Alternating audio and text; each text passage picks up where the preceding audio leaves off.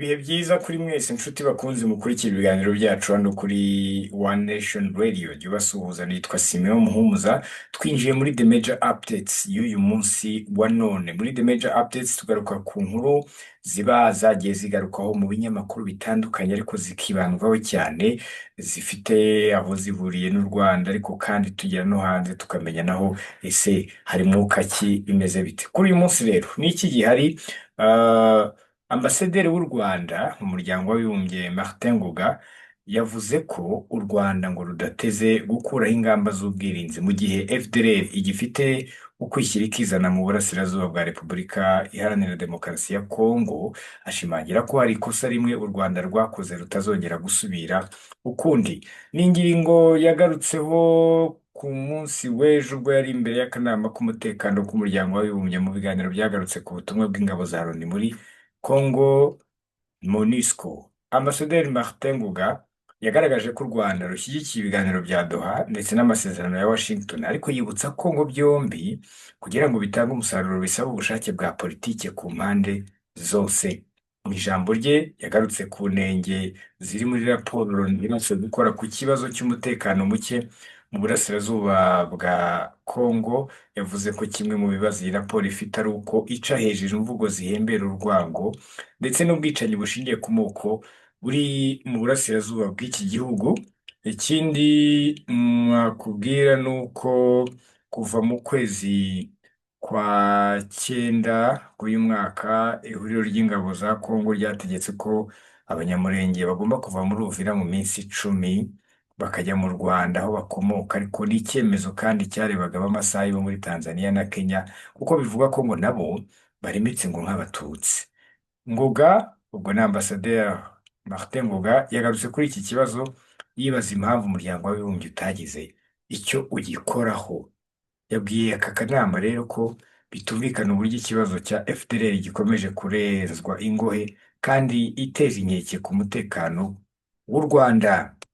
Tuva kuri iyo nkuru, reka nkubwire ko Amerika cyangwa se Leta Zunze Ubumwe za Amerika yakiriye ibiganiro bya nyuma by'u Rwanda na Congo, kubera ko Amerika yatangaje ko yakiriye icyiciro cya nyuma cy'ibiganiro byahuzaga intumwa z'u Rwanda n'iza Repubulika Iharanira Demokarasi ya Kongo, zaganiraga kuri gahunda ihuriweho igamije guteza imbere ubukungu bw'akarere ibihugu byombi bihuriyemo. Ni ibiganiro byayobowe n'umujyanama mukuru wa Perezida Donald Trump ushinzwe ibibazo bya Afurika ariwe Masad Boulos. Uyu mugabo rero abinyujije ku rubuga rwe rwa X yagaragaje ko gahunda ya RAIF izagira uruhare rukomeye mu kugarura amahoro mu karere ndetse ikanateza imbere abaturage. Iyi nama yaherukaga guhuza intumwa z'u Rwanda na Congo mu minsi yashize. Mu byo yari yemeje harimo ibikorwa bya gisirikare bigamije kurandura imitwe yitwaje intwaro byagombaga gutangira ku itariki ya mbere Ukwakira ariyo turiho uyu munsi. Umutwe w'iterabwoba wa FDLR rero ukazatangira kurandurwa hagati ya tariki 21 na tariki 30 Ukwakira 2025. Ni ibiganiro kandi byakurikiye amasezerano y'amahoro hagati y'u Rwanda na Repubulika Iharanira Demokarasi ya Kongo agamije gushakira umuti ikibazo cy'umutekano muke umaze igihe mu burasirazuba bwa Kongo, washyizweho umukono ku itariki 27 Kamena 2025 muri Washington DC muri Leta Zunze Ubumwe za Amerika. Ni amasezerano arimo ingingo zigaruka ku kubaha ubusugire bwa buri gihugu no gukumira amakimbirane, arimo kandi guhagarika imirwano, kwambura intwaro no gushyira mu buzima busanzwe imitwe itari iya leta yitwaje intwaro. Anarimo kandi inyandiko igaragaza ibikorwa bihuriweho mu gusenya uyu mutwe wa FDLR. Gusa nubwo bimeze bityo, u Rwanda ntabwo rwahemye kugaragaza ko Repubulika Iharanira Demokarasi ya Kongo isa n'igenda biguru ntege mu gushyira mu bikorwa ibikubiye muri ayo masezerano, by'umwihariko gusenya umutwe wa FDLR yamaze kwinjiza mu gisirikare cyayo. Hanyuma indi nkuru nakubwira ni uko Minisitiri w'Ubuzima w'u Rwanda Dr Nsanzimana Sabin yashyizwe ku rutonde rw'abantu 100 batanga icyizere cy'ahazaza muri 2025, rukorwa n'ikinyamakuru Time cyo muri Amerika. ni urutonde rero rwashyizwe ahagaragara ku munsi w'ejo ruriho abantu 100 bakomeye mu byiciro bitandukanye bakoramo kandi batanga icyizere ngo cy'ahazaza, harimo abanyapolitiki n'abayobozi b'ibigo n'inzego runaka n'abo mu mikino n'imyidagaduro. Harimo kandi abakora ubucuruzi, ubuvanganzo, abahanga muri siyansi, impirimbanyi z'uburenganzira bwa muntu ndetse n'abandi. Dr Nsanzimana we rero yaje mu cyiciro cy'abanyapolitiki. Ni umugabo uyoboye Minisiteri y'Ubuzima mu Rwanda kuva mu kwezi kwa cumi na kumwe kwa 2022. Nyuma yo gushyirwa kuri urwo rutonde rero, akaba yavuze ku ntambwe z'ingenzi zigaragaza ko ubuzima bwitaweho mu Rwanda. Hanyuma indi nkuru ihari ni uko umuhanzi Intore Masamba nawe ku munsi w'ejo, ni nyuma y'iminsi 10 y'igitaramo cyo kumutaramira, umubyeyi we Mukarugagi Ansira uzwi nka nyina w'Intore akaba yaje gushyingurwa ko yari yitabye Imana. Umuhango Masamba ubwe yagaragayemo ndetse agaragazamo ko iwabo batemera ko urupfu rwatumwa baheranwa n'amarira ndetse n'agahinda. Ni misa yabereye muri Regina Pacis mbere yo kumuherekeza mu irimbi rya Rusororo.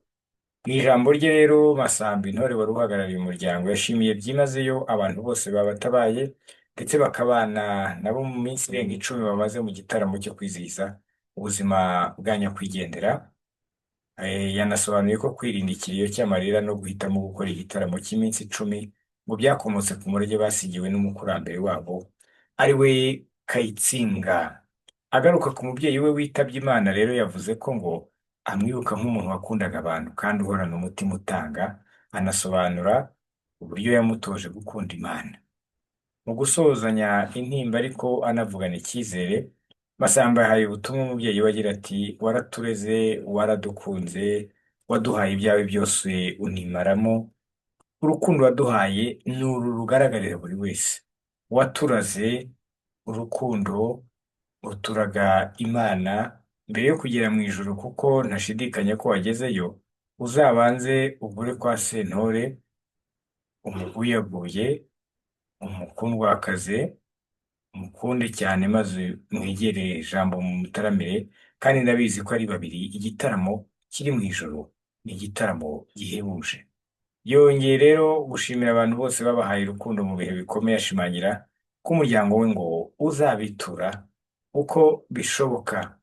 Hanyuma mu mikino, umutoza w'ikipe y'igihugu Adel Amrouche yahamagaye abakinnyi 23 azifashisha ku mikino yo gushaka itike y'igikombe cy'isi cya 2026 u Rwanda ruzahuriramo na Benin na Afurika y'Epfo tariki 10 n'iya 14 Ukwakira muri uyu mwaka turimo wa 2025. Ni urutonde rugaragaraho umukinnyi umwe wahamagawe bwa mbere ari we Joylens Michels ukinira Saba yo mu cyiciro cya mbere muri Azerbaijan. Abandi bahamagawe ni abanyezamu Ntwari Fiacre, Ishimwe Pierre na Buhake Clement Twizere, ba myugariro ni Niyomugabo Claude, Nshimiyimana Emmanuel, Mutsinzi Ange, Manzi Thierry, Nkurikiyimana Dari, Nganji Kavita Fanuel, Byiringiro Jean Gilbert ndetse na Nshimiyimana Yunusu. Mu kibuga hagati harimo Bizimana Djihad, Mugisha Bonheur, Muhire Kevin, Ruboneka Jean Bosco, Ishimwe Anicet ndetse na Hamon Ali Enzo. Hanyuma ba rutahizamu ni Inshuti Innocent, Kwizera Georgia, Biramahire Bedi na Gitego Arthur.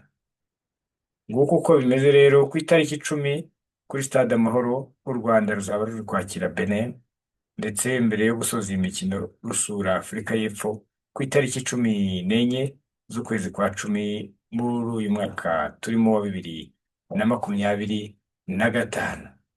Hanyuma tuvuye ku Rwanda cyangwa ku makuru arebana n'u Rwanda, muri Congo ku munsi w'ejo urukiko rukuru rwa gisirikare rwakatiye witwa Joseph Kabila Kabange igihano cy'urupfu.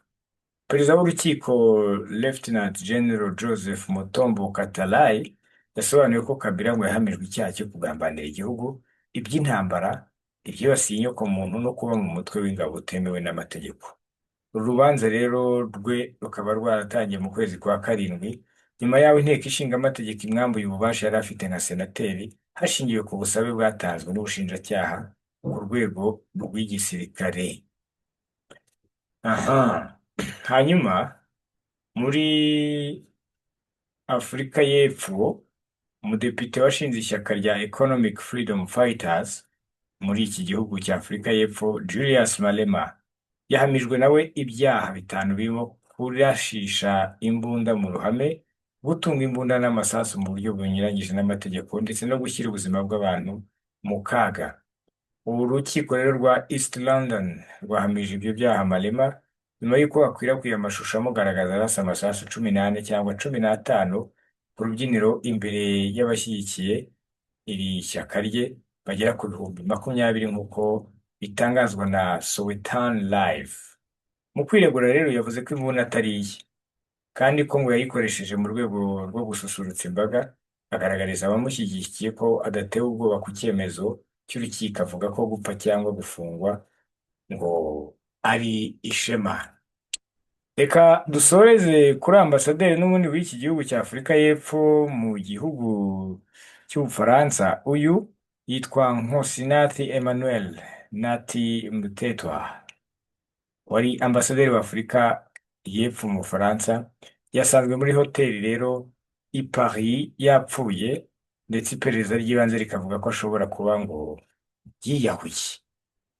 Ni inkuru yamenyekanye mu rukerera rw'uyu munsi ubwo umurambo we wasangwaga mu mbuga ya hoteli yitwa Hyatt Regency Paris Etoile. Amakuru atangwa n'ubushinjacyaha akavuga ko yaguye ahanutse mu igorofa rya 22 ngo aho yari yafashe icyumba. Umugore we yatangaje ko yamubonye bwa nyuma ku wa mbere nimugoroba, nyuma aza gutungurwa no kubona ubutumwa bwanditswe n'umugabo wamusaba imbabazi anamumenyesha ko afite umugambi wo kwiyambura ubuzima. Ngayo nguko. Ibyo rero nibyo biri kugarukwaho mu makuru yacu ya none muri The Major Updates. Icyo usabwa kugira ngo tujye tubana, komeza ukande subscribe, like and share, ndetse nakande kuri nzogera ya notifications kugira ngo winjire mu muryango mugari w'abakurikira ibiganiro byacu. Njye nitwa Simeon Stizo Muhumuza, iri ni ijwi rya Diaspora One Nation Radio. Mukomeze mugire ibihe byiza n'akagaruka.